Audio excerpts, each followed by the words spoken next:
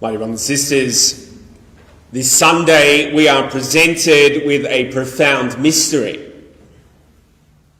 St. John recalls in our Gospel passage that our Lord's teaching about the Eucharist was so difficult, was so shocking, that many of his disciples simply refused to accept it.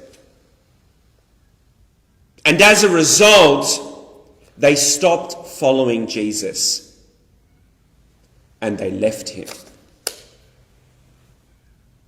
My brothers and sisters, we just heard how a large crowd of people surrounded our Lord in the synagogue of Capernaum. Many of them had witnessed the incredible miracle of the multiplication of the loaves just the day before.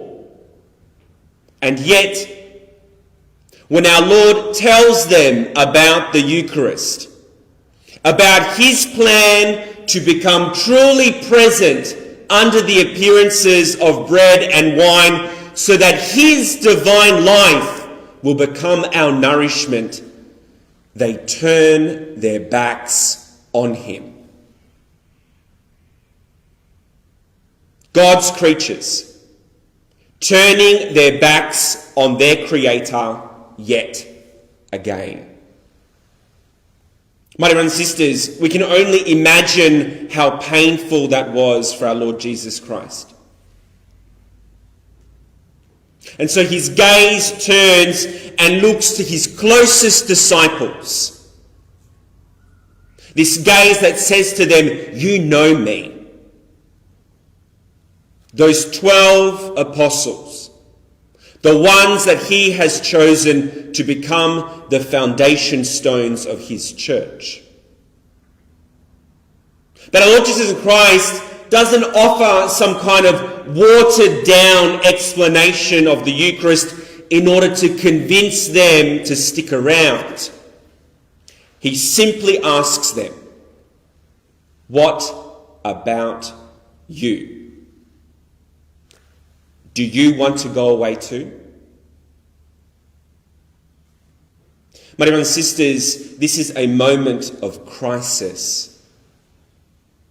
Rationally speaking, the 12 didn't understand the mysterious doctrine of the Eucharist any more completely than anyone else did. And so we ask ourselves, why did they continue to follow our Lord Jesus Christ? Because, my brothers and sisters, they trusted in him. They trusted in his person. They knew him. They put more faith in the person of Jesus Christ the Lord than in their own limited ability to understand God. And that was the wisest thing to do. By consciously exercising their faith in the midst of that crisis, seeing all of these people turning their backs on our Lord and not depending on their own limited, error-prone understanding, they lifted their spiritual maturity to a whole new level. My brothers and sisters, we're all aware of the current crisis that we are in here and all around the world. And in light of the recent news that our lockdown has been extended, that we will need to continue further as a church with a combination of live stream masses, prayers, calls, pastoral visits. It's through this trial that our faith in God matures. Each time we trustingly continue to follow him despite the crisis. Christ and his church are one in the same. We don't turn our backs on him because it's not how it used to be what we thought. In our first reading, my brothers and sisters, Joshua invited the Israelites to make a definitive choice: to follow God or to walk away. With Joshua stepping up and choosing the Lord. As for me and my house, we will serve the Lord. His mature witness of faith spurred the rest on as well. So will we. In our gospel, St. Peter, reflecting on his intense years of friendship with Jesus, answered the same, Lord, to whom shall we go? As hard as it was to understand his master's teachings, it was worth it to St. Peter to stay by Jesus' side. St. Peter didn't know where that choice would lead him, but he trusted that if he followed Jesus, he would receive the grace to respond to whatever came. Brothers and sisters, you follow today's live stream Mass, knowing that this can never be the norm. This is short-lived.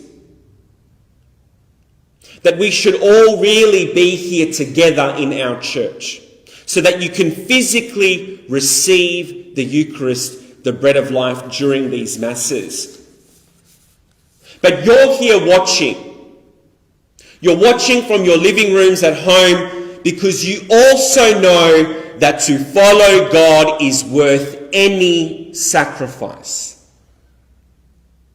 Because he gives us the greatest sacrifice of all. Himself. That the words that Christ speaks to us are spirit and life. To whom shall we go? We heard in our second reading that our Lord laid down his life for our well-being. So while he is the one who calls the shots in all of this crisis, our best bet is to stick by him in obedience, because St. Paul reminds us that Christ cherishes us, his church, just as a husband should cherish his wife. But there are others, my dear brothers and sisters. Others who are not following today or any live stream at all, or any prayer, who have found this present crisis all too much and the extension of this lockdown unthinkable. And they have checked out. No longer praying. No longer encountering Jesus at the Sunday Mass because it's been live streamed now for 2 months. No longer reaching out to their parish. The sacrifice is too great and they have turned their backs. Lost in a milieu of worldly social media, in frenetic anxiety of what is to come on so many levels in our state, in our nation, in the world, in the false security of being disengaged from it all. We need to spur them to return, just like Joshua did. We need to remind them of all the good things that God has done for them in their life. Come back to him. Help them to pray. Help them to connect once more. Brothers and sisters, those that you know, reach out to them. Remind them that Christ and his church, which is one, you cannot separate them, is our only hope. Christ and his church is our only hope. Put them in contact with us. We can visit them. We can give them the closer pastoral support that they need in this time of crisis. Remember, my dear brothers and sisters, this moment of crisis in our gospel occurred at the most important moment when our Lord spoke about himself as the Eucharist. But this was after the apostles had been living and travelling with Christ now for more than 2 years. And during that time, they had gotten to know Jesus in a very personal way. So in order for us to reach out to others, we need to reconnect ourselves, personally, deeper. The Lord wasn't distant and abstract to his 12 apostles. The Lord was their companion, their leader, their friend. They had that personal relationship with him. And so when this moment of crisis came, the moment which their faith was challenged, they were ready to respond. We are standing by you. Even when they couldn't see the whole picture themselves, they believed that Jesus could. And they knew that Christ, the Holy One of God, would guide them very well. Brothers and sisters, whether it's now or whether it's later, every Catholic faces a religious crisis. A situation in which our faith is challenged, in which we don't fully understand why God permits what he does or why God asks of us things that he asks. That is the moment when we can rise. We can rise to a new level of spiritual maturity and help encourage others to do the same, just as Joshua did. But if our Catholic faith, my dear and sisters, has been reduced to running through the motions, it will be much harder to survive and thrive in these moments of testing.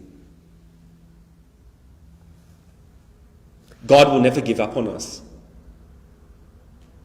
But unless we have a real relationship with him, we may end up giving up on him.